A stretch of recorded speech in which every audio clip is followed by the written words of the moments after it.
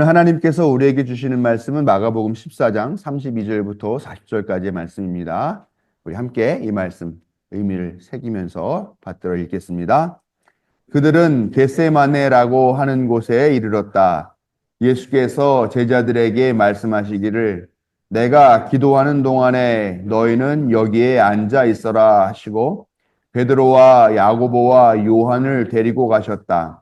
예수께서는 매우 놀라며 괴로워하기 시작하셨다. 그래서 그들에게 말씀하셨다.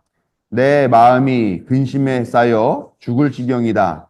너희는 여기에 머물러서 깨어 있어라. 그리고서 조금 나아가서 땅에 엎드려 기도하시기를 될 수만 있으면 이 시간이 자기에게서 비껴가게 해달라고 하셨다. 예수께서는 이렇게 말씀하셨다. 아버지께서는 모든 일을 하실 수 있으시니 내게서 이 잔을 거두어 주십시오. 그러나 내 뜻대로 하지 마시고 아버지의 뜻대로 하여 주십시오. 그런 다음에 돌아와서 보시니 제자들은 자고 있었다. 그래서 베드로에게 말씀하셨다. 시몬아, 자고 있느냐? 한 시간도 깨어 있을 수 없느냐? 너희는 유혹에 빠지지 않도록 깨어서 기도하여라. 마음은 원하지만 육신이 약하구나. 예수께서 다시 떠나가서 같은 말씀으로 기도하시고 다시 와서 보시니 그들은 자고 있었다. 그들은 졸려서 눈을 뜰 수가 없었던 것이다. 그들은 예수께 무슨 말로 대답해야 할지를 몰랐다. 아멘. 우리의 약함과 무지를 깨우치시고 힘있게 하시며 또 생명의 길로 인도하시는 항상 오르신 하나님의 사랑과 자비가 오늘 예배하기 위해 하나님 앞에 나온 자녀들에게 함께 하시기를 성어버의 성자 성령의 이름으로 축원합니다. 오늘은 사순절의 마지막 주일이자 종려주일로 그렇게 지키고 있습니다. 종려주일은 예수님께서 공생의 기간의 거의 끝부분이죠. 예루살렘 성에 그 도성이죠. 수도성에 입성하신 것을 기념하는 그런 주일 지키고 있습니다. 사람들이 생나무 가지를 꺾어서 길에 깔고 또 자기의 겉옷을 벗어서 그 길에다 펴놓으면서 예수님의 오심을 환영했다라고 그렇게 성서 복음서는 전하고 있습니다. 나무가지를 꺾어서 길에 펴놓는 것은 당시 유대인들이 유명한 사람, 또 존귀한 사람, 또 존경하는 사람을 그 마을에서 환영할 때 쓰던 그런 방식이라고 합니다. 그때 그 길에 깔고 흔들었던 나무가 아마도 종려 나무였었나 봐요. 그래서 그 나무의 이름을 따서 종려주일이라고 그렇게 불러요. 근데 종려나무 뭐 여러분들 혹시 뭐 어떤 나무인지 정확하게 아세요? 저는 성경에 나오니까 그냥 종려나무인가 보다 이렇게 우리 뭐 소철이라고 하나요? 이렇게 길게 있고 이렇게 뾰족한 이파리 이렇게 있는 그걸 갖다 대충 우리가 다 종려나무라고 이렇게 생각을 하는데 그냥 그래서 종려나무가 그런 건가 보다라고 막연하게 생각을 했는데 이게 보니까 야자나무라고 그래요. 팜트리라고 하죠. 보통 팜트리. 그러니까 제주도에 가면 보는 그런 이렇게 길쭉한 거에 이렇게 이파리가 있는 그 나무는 맞는 것 같아요.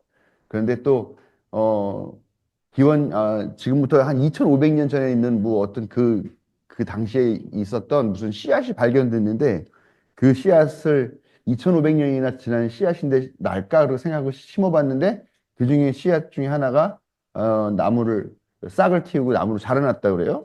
근데 그게 나서 그렇게 나온 나무를 보니까 그게 대추야자 나무들이에요. 아마 그 당시에 되게 익숙하게 널리 이렇게 퍼져 있었고, 가까이 있었던 그런 나무가 그 나무였을 것 같다라고 생각을 하는 거죠. 그래서 아마 종려주일, 예수님께서 예루살렘에 입성하실 때 흔들었던 그게 아마, 대추야자 나무일 것 같다. 이렇게 추정하는 이야기들이 있습니다. 그렇기 때문에 우리가 이제 내년부터는 종려주일이라고 부르지 않고 야자주일 아니면 대추야자주일이라고 그렇게 불러야 되지 않을까 하는 그런 생각이 듭니다. 그게 더 현실적일 수도 있을 것 같은데 아무튼 뭐 그 얘기는 그냥 종려나무가 뭐 특별하고 귀하고 그런 걸 흔들었다는 게 아니라 그 당시에 제일 흔하게 있었던 그런 초록 식물, 익숙하고 또 사람들이 좀 친숙하고 가까운 그런 식물을 내 가지를 꺾어서 예수님을 환영했다라고 하는 그런 의미로 보시면 되겠습니다. 지금도 종려 주일에는 이 종려나무 가지를 꺾어서 예배당을 장식하거나 또 그 주일에 이렇게 흔드는 그런 퍼포먼스를 한다고 그래요. 우리는 뭐 종려나무가 없으니까 그런 거를 안 하긴 하죠. 근데 뭐 종려나무가 있는 데가 더 많겠습니까? 없는 데가 더 많겠습니까? 전 세계에. 그러니까 남미에서는 이 즈음에 그 대부분 열리잖아요. 부활 저 이런 종려주일이. 그러니까 그 남미에서 가장 흔하고 가장 싱그러운 이파리가 뭘까? 와서 옥수수 때라고 그래요. 그래서 옥수수 때를 꺾어가지고 이렇게 잘라서 흔드는 그렇게 풍습을 지키면서 종려를 지킨다고 하니까 사실은 종려 나무 자체가 중요한 게 아니라 자기가 있는 그곳에서 가장 흔한 것이고 그렇지만 가장 친숙한 것, 그것으로 정성껏 환영하는 것, 그 마음이 중요하다라고 우리가 생각하면서 이 종려주의를 맞이하면 되시겠습니다. 예수님은 종려주일에 어떻게 입성을 하셨느냐 다 아시다시피 힘이 없어서 비틀거리는 새끼 나귀를 타고 예루살렘에 들어오셨다고 그러죠. 왜 그러셨을까? 큰 말을 또 구할 그런 인맥이 없고 여건이 안 돼서 그러셨을 수도 있겠지만, 이는 원래 예언자 스가랴의 예언을 성취하는 그런 일종의 상징적인 퍼포먼스라고 생각하시면 됩니다. 스가랴서 9장 9절에는 도성 시온아 크게 기뻐하여라. 도성 예루살렘아 환성을 올려라. 내 왕이 내게로 오신다. 그는 공의로우신 왕, 구원을 베푸시는 왕이시다. 그는 온순하셔서 나귀, 곧 나귀 새끼인 어린 나귀를 타고 오신다라고 이렇게 스가랴가 예언을 했어요. 그러니까 말하자면은 예수님이 그런 온순한 왕에 대한 이미지를 가지고서 그 스가랴의 예언이 성취되는 그런 것들을 보여주기 위한 퍼포먼스였다라고 생각을 할 수가 있죠. 즉 예수님은 하나님이 보내시는 새로운 왕, 그리고 그 새로운 왕은 위압적이고 권위적인 그런 모습이 아니라 매우 온순한 모습으로 오신다. 어떻게 보면 좀 애잔한 모습으로, 그래서 더 마음이 가는, 더 정이 가는 그런 모습으로 오신다라는 것을 예언하신 거고, 예수님께서 그걸 퍼포먼스 하심으로 그것이 성취되었다라는, 그 말씀이 성취되었다는 것을 보여주고 있는 거죠. 근데 현실은 좀 다르잖아요. 그렇죠? 그렇기 때문에 예수님께서 이 나귀를 타시고 이 예루살렘에 들어오신 이 퍼포먼스에는 그러니까 그런 종교적인 의미가 있지만 또 하나 정치적인 의미가 있다라는 것입니다. 왜냐하면 그 당시에 왕 누굽니까? 그 당시에 왕은 로마 황제죠. 또 로마 황제의 허가를 받은 헤롯 왕, 또 뭐 헤롯 아켈라오, 뭐 이런 분봉 왕들이 있었던 그런 시대라는 거죠. 근데 예수님은 마치 자기가 새로운 왕으로 오시는 그런 모습으로 오셨지만 어쨌건 그 행렬은 왕의 행렬이라는 거죠. 그러나 진짜 왕, 진짜 황제 행렬은 어떠냐라는 거예요. 당시에 이 대단한 환영식을 받으면서 입성할 수 있는 존재는 말씀드린 대로 로마의 황제나 아니면 헤롯 같은 그런 왕들, 분봉 왕들밖에 없었을 거라는 거죠. 로마 황제가 행진하면 어떻게 합니까? 막 군악대가 와가지고 그냥 뿜빡 큰 소리로 악을 연주를 하고 그다음에 긴 칼을 뽑아가지고 아마 이렇게 높이 쳐들면서 사열을 하면서 그렇게, 그리고 그 황제가 가는 길에는 깔아놨겠죠. 뭘 깔아놨겠어요? 레드 카펫을 쭉 길게 깔아놓고 그 위를 이 황제가 행진하면서 자기가 갖고 있는 그런 대단한 위세와 권세를 그렇게 자랑하면서 왔겠죠. 어, 이미 그때 당시에는 황제는 살아있는 신으로 공식적으로 인정이 됐고 그렇게 추앙을 받는 그런 존재였다라는 거죠. 근데 예수님이 지금 그런 행진을 하고 있는데 똑같이는 안 하고 있죠. 오히려 그거를 패러디하고 그것을 어떻게 보면은 좀 조롱하기도 하면서 그 행진을 하고 있는 거예요. 어, 사람들이 와 하고 소리 지르는 그 소리가, 그 함성 소리가 군악대를 대신하는 거고요. 그 다음에 그 병사들이 착 뽑아들은 그 칼을 어찌 보면 종려나무가 대신하고 있는 거고요. 또, 그 왕이 가는 길에 깔아놓은 그 레드 카펫, 그것을 대신해서 그 민중들의 그 겉옷을 펼쳐서 깔아놓은 그것이 대신하고 있다라는 것이죠. 그러면서 그 황제나 그 왕들의 그 행진을 조롱하면서 폭력으로 황제가 될 수 있는 것이 아니라 하나님의 인도하심 가운데 정말 온순한 자세로 백성을 섬기는 그런 왕이 진짜 왕이다. 그것이 진짜 하나님께서 인정하시는 왕이다라고 하는 그 메시지를 이 퍼포먼스를 통해서 보여주고 계신다라는 겁니다. 종려주의를 맞이하는 우리는 과연 하나님께서 인정하시는 권력이 무엇이고 이 시대에 그 권력에게 요구하는 것이 무엇인가를 생각해 봐야 할 것입니다. 어찌 보면 오늘도 또 오면서 다들 하시는 말씀들이 그 미친 새끼. 이 미친 새끼가 하나의 고유명사가 되어버렸어요. 예? 이 지금 도무지 이 일이 어떻게 되는지도 모르고 자기가 나라를 이렇게 망쳐놓고서도 지금 오히려 자기가 뭐 자기가 지명하는 사람이 대통령이 될 거라는 소리를 하고 있고 여기저기 뒤에서 뭐 헌법 재판관들을 임명하라고 이렇게 조종을 하고 있고 이걸 보고 사람들이 다 분노하고 있고 그렇죠. 과연 하나님께서 원하시는 권력일까? 그런데 여전히 거기 가가지고 찬송가 부르시면서 마치 메시아를 본 것처럼 하는 그런 교회의 모습을 보면 너무나 답답하고 너무나 부끄럽고 이 교회의 이런 수명이 다한 게 아닌가라는 생각을 하게 되는 그런 상황입니다.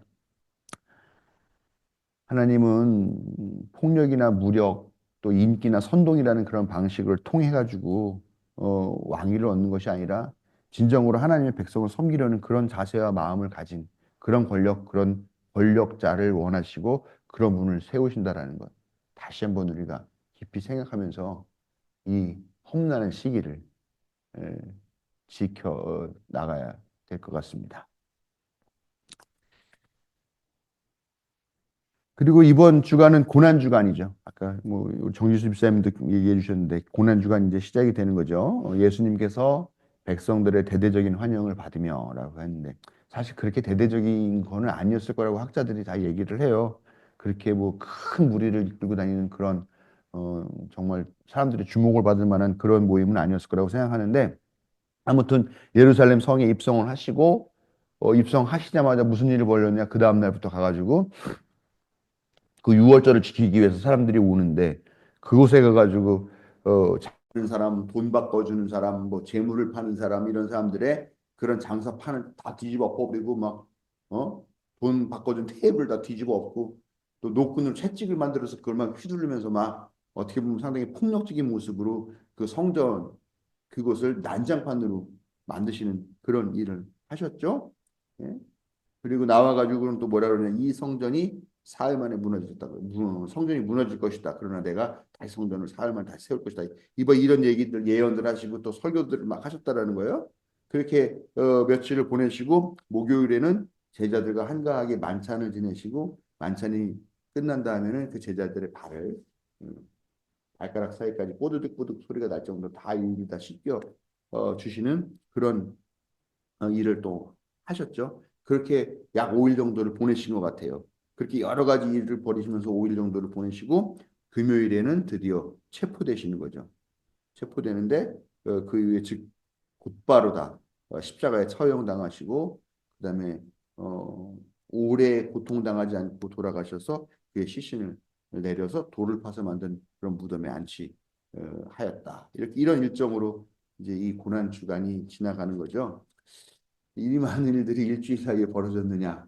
아, 그런 것 같지는 않아요. 사실은 조금 더 여러 가지 복합적인 일들이 많이 있었고 그렇게 장기간에 이루어진 일일 텐데 그걸 어떤 교회력에 따라서 이런 교리적으로 또 그런 상징적으로 이렇게 정리하느라고 아마 이 일주일 사이에 그렇게 의미를 있는 날짜들을 배치를 하지 않았느냐라는 생각이 드는데요. 아무튼 뭐 중요한 건 실제로 그 일이 벌어졌냐, 그 일이 실제로 일주일이나 5일 만에 벌어졌던 일이냐, 뭐 그런 일이 있었느냐, 우리가 있었던 일이 그대로 지금 우리가 전해받았느냐 하는 그런 것이 아니라는 거죠. 그래서 예수님의 공생애를 겪으시고 또 그 고난과 죽음 그리고 그 끝에 있었던 부활 이런 것들이 지금 나에게는 지금 여러분에게는 어떤 의미가 있느냐, 어떤 상관이 있느냐, 그게 나랑 무슨 상관이냐 하는 것들을 알고 그것을 우리가 기념할 것이냐 말 것이냐 그것이 우리를 위한 것임을 깨달았느냐 깨닫지 못했느냐 그리고 그런 죽음 그런 부활 같은 것들에 우리가 동의하고 우리도 그런 삶을 살겠다고 순종하겠느냐 안 하겠느냐 이런 게 사실 제일 중요한 거라는 거죠. 우리가 그런 역사적인 실체와 사실은 정확하게 알 수 없지만 그래도 우리가 이런 고난의 의미, 또 죽음의 의미, 그다음에 부활의 기쁨 같은 것들이 바로 우리 자신의 것들이 되기 위하여서 그렇게 받아들이고 마음을 여는 것 하는 것들이 가장 중요하겠다라는 것들을 항상 기억하시기를 부탁을 드립니다. 오늘 읽은 말씀은 권력자들에게 잡히시기 직전에 기도하시는 장면으로 시작을 하고 있습니다. 예수님은 제자들을 데리고 겟세마네 동산에 올라가신다. 이 올리브산이라고도 하고요. 또 이 겟세마니가 뭐 올리브 기름을 짜나 뭐 포도주를 짜나 하는데 그 짜기 위한 틀을 의미하는 그런 말이라고 합니다. 아주 높지 않은 그런 작은 동산이라고 하는 것 같은데요. 가보지는 않았습니다만 그곳에서 기도를 하셨어요. 제자들을 다 데리고 가셨는지 제자들 일부를 데리고 가셨는지 모르겠습니다만 아무튼 제자들을 데리고 동산에 올라가서 뭐라고 말씀하시느냐? 내가 기도하는 동안에 여기에 앉아 있어라라고 얘기해요. 내가 기도하는 동안에 너네도 같이 기도하자도 아니고 앉아 있어라라고 얘기를 하셔요. 그리고 나서 특히 베드로와 요한을 또 따로 데리고 갑니다. 그리고서 자기가 기도하시는 그 가까운 곳에 앉아 있으라고 그러고 또 가서 기도를 하시죠. 근데 이때 이 베드로와 요한을 보실 때 이미 매우 놀라고 괴로워하기 시작하셨다라고 오늘 말씀을 전하고 있습니다. 그러면서 이 베드로와 요한에게 자기의 속내를 지금 털어놓고 계셔요. 뭐라고 그러느냐? 내 마음이 근심이 쌓여 죽을 지경이다. 너희는 여기에 머물러서 깨어 있어. 야, 내 마음이 지금 근심에 쌓여 죽을 것 같아. 내가 지금 너네들 앞에서는 대단한 척하고 너네들 뭐 같이 저녁 만찬 먹고 또 너희 발 씻어주고 막 이렇게 하고 그랬지만 내가 사실은 지금 너무 무섭고 두렵고 떨리고 근심에 쌓여서 죽을 것 같아. 나 어떻게 해야 되냐? 나 너무 힘들다. 내 옆에 좀 있어줘라. 이 말씀하셨다는 거죠. 예수님은 자기에게 닥칠 운명이 어떻게 될 것인지 이미 너무나 잘 알고 계셨어요. 그렇죠? 그 당시에 날아가는 새도 떨어뜨린다고 하는 그런 대제사장 이 집단들이 장악하고 있는 이 성전에 들어가서 그들이 만들어 놓은 아름답고 정교하고 아주 시스템화되어 있는 그런 체계들, 질서들 또 그들이 그걸 통해서 갖고 있는 그런 이권의 카르텔들을 그 안에 들어가서 다 때려부시고 뒤집어 엎고 했으니까 앞으로 펼쳐질 일이 결코 순탄하지 않겠다라는 것을 이미 예수님도 충분하게 이해하고 예측할 수 있었던 일이죠. 그런데 어쨌건 그 일이 얼마나 커지고 또 얼마나 심각하고 참혹한 결과로 갈지까지도 예수님은 충분히 예상을 하고 있었다는 거죠. 그래서 조금 떨어진 곳에서 예수님이 하나님께 기도를 하는데 뭐라고 얘기도 합니까? 아빠, 아버지께서는 모든 일을 하실 수 있으시니 내게서 이 잔을 거두어 주십시오. 그러나 내 뜻대로 하지 마시고 아버지의 뜻대로 하여 주십시오. 이, 이 잔이 뭡니까? 이 잔, 포도주가 담기듯이 이제 자기가 빨간 포도주 색깔 같은 빨간 피를 흘리면서 죽어가게 되는 그런 운명, 참혹한 운명, 죽음을 의미하는 것이죠. 그래서 이걸 좀 피하게 해주십시오. 이렇게 얘기를 하죠. 뭐라고 기도해? 아빠, 아버지라고 기도하면서. 여러분, 우리가 언제 아이들한테 아빠 소리를 들어본 게 마지막입니까? 하긴 뭐 우리 아이들은 아직도 아빠라고 부르는데 저는 어느 정도 나이가 먹은 다음부터는 아빠라고 부르는 게 너무 낯이 간지러워가지고 못 부르긴 하겠는데 그렇지만 우리 아이들이 아버지라고 아버지를 부르는 자식이 갑자기 아빠라고 부르는 이유는 뭘까? 그거는 아버지한테 뭐 요청하기 위해서 아양을 떨면서 자기가 더 어려 보이면서 그렇게 하려고 할 때 아빠라고 보통 부르지 않습니까? 예수님이 지금 그 하나님께 기도하면서 하나님 아빠라고 부르고 있다라는 거죠. 아빠, 나 좀 살려줘. 나 좀 피하게 해줘. 이렇게 까지 하면서 이 운명을 피해가고 싶을 정도라는 내가 지금 얼마나 무섭고 떨리고 공포스러운 그런 마음을 갖고 있는지 너네들이 좀 알아줬으면 좋겠다라고 그렇게 그 마음을 속내를 지금 보여주고 계시는 것이라는 거죠. 우리는 착각하는 게 있어요. 예수님은 하나님의 아들이니까, 하나님의 아들이니까 뭐 사실 뭐 아파도 우리가 느끼는 아픔 같겠어? 예수님은 비록 십자가에 달려 돌아가셨다 하더라도 우리는 뭐 사실 여기 손톱 이 뭐라 그래 이게 뭐 생인손이라고 그러나요? 그런 거 나서 그거 따가운 거 거스름이 올라와서 하는 거 그게 더 아프지 예수님 십자가 달리신 거는 뭐 하나님 아들인데 그 정도쯤이야. 우리가 그렇게 생각을 할 수 있다는 거죠. 하나님의 아들이 그 정도의 고통 견딜 만한 능력이 있고 또 예수님은 인류 구원을 위해서 자기 자신이 대속제물이 되어야 되니까 그런 당연한 일을 하는데 기꺼이 아주 그냥 당당하고 용감하게 성큼성큼 그 십자가의 길을 가셨다라고 생각하기 쉽습니다만, 그러나 지금 이 마가복음이 우리에게 보여주고 있는 그 예수님의 모습은 그런 모습이 아니다라는 거죠. 두려움을 느끼고 무서워서 떨고 있는 그저 평범한 한 사람의 모습이다라는 거죠. 근데 저는 이게 되게 중요하다고 생각해요. 그렇기 때문에 예수님과 우리와의 관계성이 형성이 된다라는 거죠. 왜냐? 예수님은 하나님의 아들로 저 위에 있는 넘사벽, 우리가 도저히 어떻게 가까이 다가갈 수도 없는 그런 분이시다라고 한다면, 그분이 돌아가시고 그분이 어떻게 되시고 그분이 한 게 나하고는 무슨 상관이 있겠어요. 그냥 저 하늘에서 벌어지는 그런 일들일 텐데. 그러나 예수님이 나와 똑같이 공포를 느끼고 나와 똑같이 무서워하고 나와 똑같이 바늘 한번 찔려도 귀에 되게 가시에 찔려서 아파가지고 하는 그런 사람이라고 했을 때, 우리가 예수님을 바로 우리 곁에 계시는 어떤 분을 인정하면서 그 예수님, 그 길을 우리도 한번 가볼까라고 하는 그런 생각들, 그런 결심들을 하게 될 수 있다는 것이죠. 아무튼 왜 예수님은 제자들, 특히 베드로와 요한을 데리고 가시고 그들에게 여기서 깨어 머무르라고 하셨을까 하는 걸 생각해 보자는 겁니다. 예수님이 제자들에게 요구하시는 게 그런 게 아니었죠. 얘들아, 내가 이제 곧 십자가 처형을 당할 건데 너네도 나랑 같이 십자가에 같이 달리면 안 되겠냐?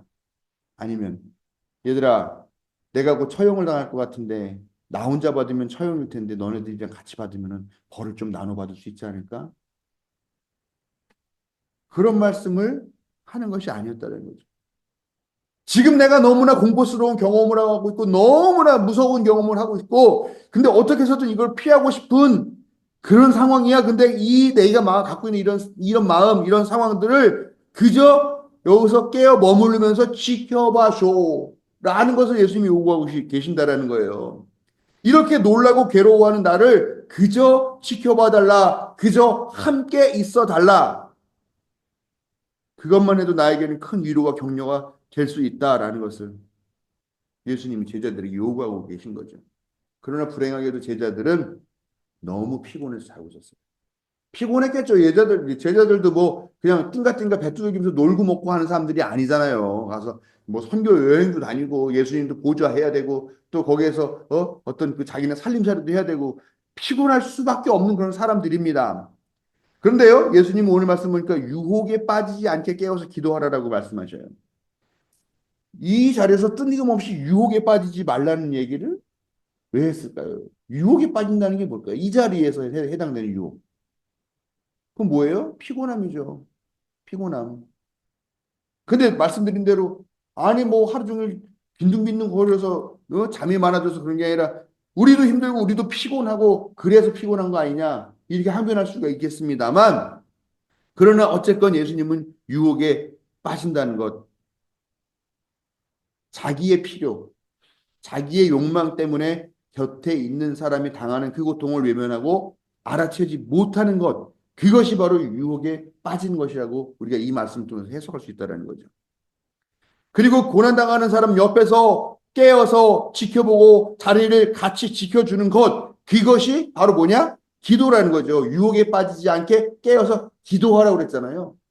그 요구하시는 건 간단한 거예요. 잠자지 말고 지금 저 사람이 얼마나 아파하고 힘들어하는지를 그걸 보고 곁에 있어줘라. 그게 바로 기도다라고 우리에게 가르치고 있다는 것입니다.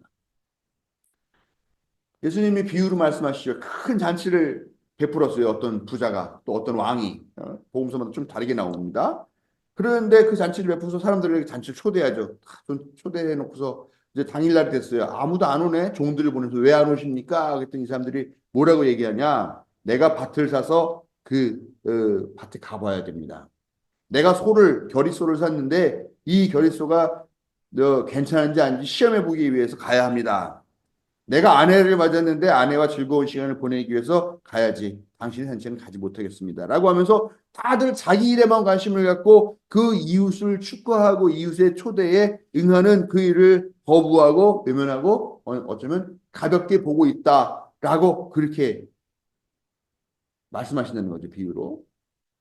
또 비유를 들어서 이런 말씀을 하셔요. 이 세대를 무엇에 비길까? 마치 아이들이 장터에 앉아서 다른 아이들에게 이렇게 말하는 것과 같다. 우리는 너희에게 피리를 불어도 너희는 춤을 추지 않았고 우리가 곡을 해도 너희는 울지 않았다. 남이 거기서 피리를 불건 춤을 추건 발광을 하던 나는 관심 없다. 그냥 내 일에만 관심이 있다. 이렇게 자기에 대한 관심만 가지고 사는 사람. 그래서 타인을 결코 돌아보지 않고 자기 안에만 머물고 자기의 관심과 자기의 욕심에만 매몰되고 충실한 그런 것을 사실은 예수님께서 이 비유들을 통해서 나무라고 계시는 것을 알 수가 있다는 겁니다.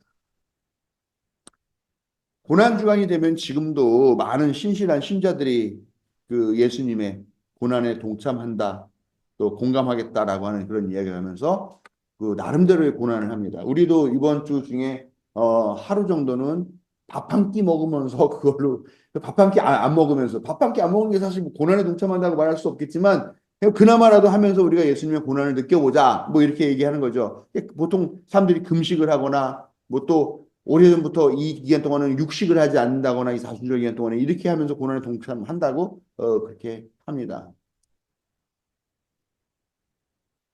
적극적으로 또 육체의 고통을 당하는 사람들도 있죠. 어떤 사람은 아직도 성금요일 때는 자기 몸에 이 칼 같은 걸로 상처를 내거나 채찍질로 자기 몸을 하거나 아니면 실제로 그 십자가에 예수님처럼 못 박혀서 그런 고난을 당하는 그런 풍습들을 행하는 사람들이 아직도 있습니다. 아주 오래된 관습이에요. 그리고 이 관습을 지키고 있는 것 얼마나 대단한 믿음입니까? 참 대단한 믿음이죠. 저는 그거에 대해서 뭐라고 얘기를 하고 싶지 않아요. 그러나 그런 대단한 믿음이 있지만 그러나 예수님께서 우리에게 요구하는 게 뭐냐라는 거예요. 예수님께서 나 지금 이렇게 고난당하고 있는데 너희들 나의 이 십자가 고난에 동참하라라고 요구하시는 것 그게 뭐냐라는 거예요. 그거는 가서 너도 십자가에 똑같이 못 박히라거나 자기 몸에 채찍질 하라는 것이 아니라 아프고 무서워서 지금 떨고 있는 이웃, 힘겨운 이웃, 어? 배제당하고 혐오당하고 징후받고 있는 그런 이웃을 그 곁에서 지켜봐 달라고 하는 것이라는 겁니다. 예수님이 두려워서 막 끙끙대면서 이 잔을 나에게 치워주십시오라고 그렇게 기도하실 때, 나 피곤해. 나는 또 같이 있고 싶지만 피곤해. 그렇게 하면서 잠들지 말고 그저 조금 떨어진 곳에서 같이 깨어서 그 모습을 지켜봐 주고 멀리서나마 응원하고 걱정해 주고 내가 곁에 있다라는 것을 그 사람에게 알려주고 그 힘든 마음을 알아달라는 겁니다. 그게 예수님께서 우리에게 요구하시는 고난에 동참하라고 하는 거예요. 우리 주위에는 아파하는 사람, 힘겨워하는 이웃 많이 있죠. 예, 매년 이즈음에 떠오르는 그런 사랑하는 사람을 잃은 우리 이웃들 기억하시죠? 어, 지금 10년이 넘은 거죠. 2014니까 지금 벌써 11년째가 됐습니다. 바로 세월호 유가족들 있습니다. 이 즈음이 아니라도 지금 얼마나 많은 사람들이 상실과 결핍 그리고 억압과 혐오 때문에 아파하고 있습니까?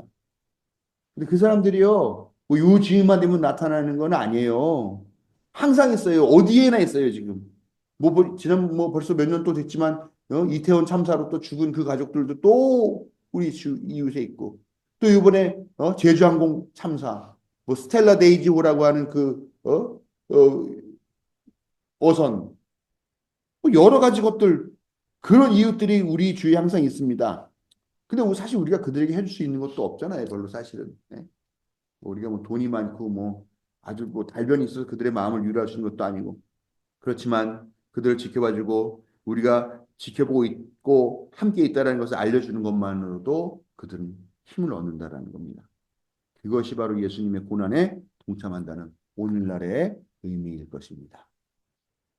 예수님은 뭐라고 말씀하시느냐 이렇게 얘기해요. 한 시간도 깨어 있을 수 없느냐. 그러니까 예수님이 우리한테 요구하는 게 너는 앞으로 살아갈 때 아침에 눈 뜨면서 잠잘 때까지 계속 이웃만 생각하고 이웃에게 봉사하고 이웃을 응원하고 그렇게 사는 게 아니야. 그냥 한 시간만이라도 아주 짧은 시간만이라도 그렇게 우리의 이웃을 가까이서 지켜보고 함께 깨어 있다라고 하는 것을